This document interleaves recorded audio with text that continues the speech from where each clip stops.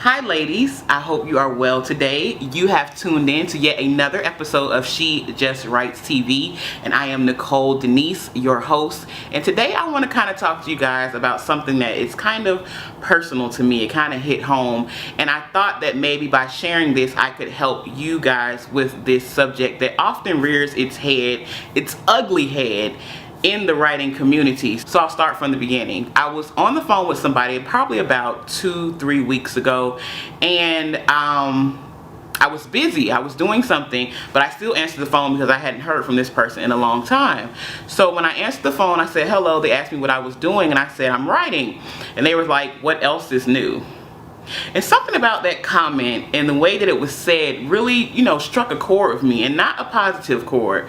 I was really kind of taken aback by that, comment and the tone of that comment. So I've been allowing that actual comment to mull around in my mind for longer than I'd like to admit, but today I said I'm going to release this by sharing it with my She Just Writes family. So ladies, I want to talk about how to handle and or accept when people are unaccepting or they are negative towards your decision to be a writer. First of all, I've been writing since I can remember, but I didn't make a professional decision to be a freelance writer and really do it full time until March of 2013 when I walked away from my job. I said I'm going to make writing work for me, and I'm going to make money from this. I'm going to make this my career. That was the first time I took the step and said this is how I want to make a living.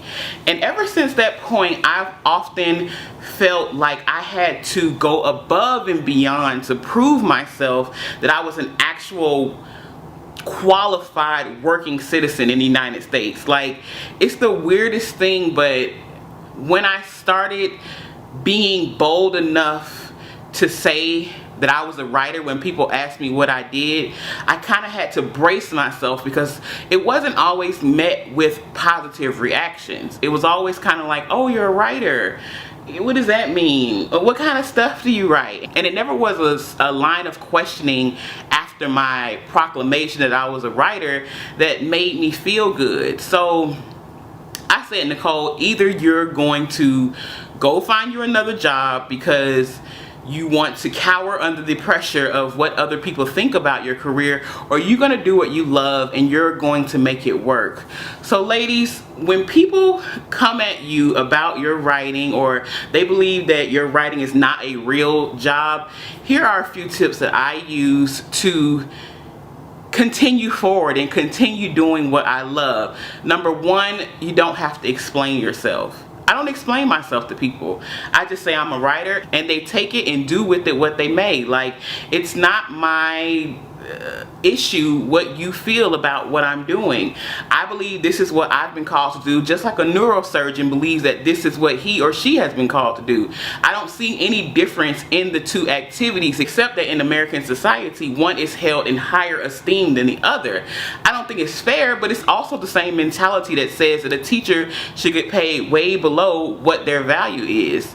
So I just don't pay people any mind, and I don't explain myself. I just say I'm a writer, and you do with it what you may.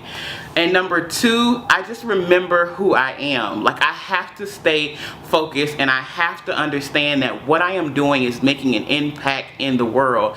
I believe that with all of my soul. Like, I believe that there's nothing else that I could be doing because I tried other ways. I tried to do the traditional 9-to-5. I tried to get the good job. I went to school, I got the degrees, I did everything textbook how I was supposed to do, and it just was not fulfilling to me. It wasn't until I started writing full time and becoming a freelance writer and tapping into my creativity that I was able to actually flourish and thrive. And lastly, ladies, I just say get a good community of people around you. Not everybody is a hater of your writing, and not everybody will kind of shun what you do. There are people out there who embrace me for my decision to be a full-time writer. And there are people out there who admire my decision to do so and kind of go against the grain of what is the norm in today's society as far as jobs and careers are concerned. So ladies, I hope that helps you today.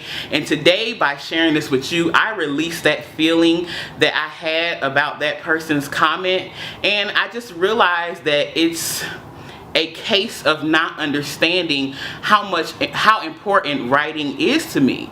Because just like your job is important to you, writing is that important to me. So let me know in the comment section below, ladies, if you've ever dealt with that type of, I guess, negativity against your decision to be a writer. And then also let me know how you handled it, because even though I am sold on the fact that I am a writer, that's what I've been put here to do, it's still kind of, you know, I'm human, and it still, like I said, rubs me the wrong way sometimes when people just don't get it, or they kind of, you know, either toot their nose up at my decision or look down on me for my decision. Like, that still kind of bothers me at times because, like I said, I'm human. So let me know of some other tips that you have for me or other women who've ever dealt with this, of how to deal with when somebody is unaccepting of your decision to be a writer.